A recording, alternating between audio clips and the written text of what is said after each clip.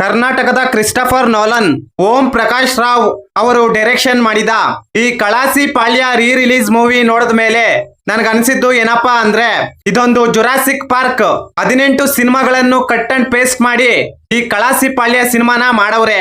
ನಿಜ ಹೇಳ್ಬೇಕಂದ್ರೆ ಈ ಮೂವಿ ನೋಡ್ತಿದ್ದಾಗ ವಿಕ್ರಮ್ ಅವರ ಧೂಳ್, ವೆಂಕಟೇಶ್ ಅವರ ಘರ್ಷಣ ತಟ್ಟಂತ ನೆನ್ಪಾದ್ವು.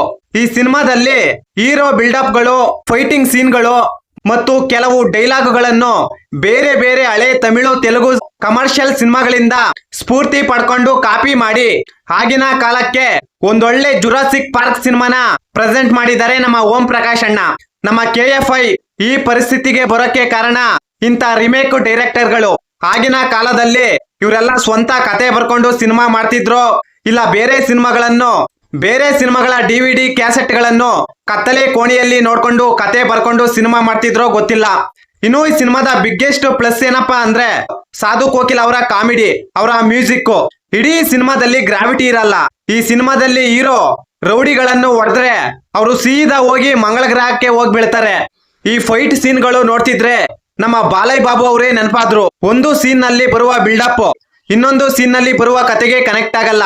ಒಂದು ಸೀನು ತಮಿಳಾದ್ರೆ ಮತ್ತೊಂದು ಸೀನು ತೆಲುಗದ್ದು.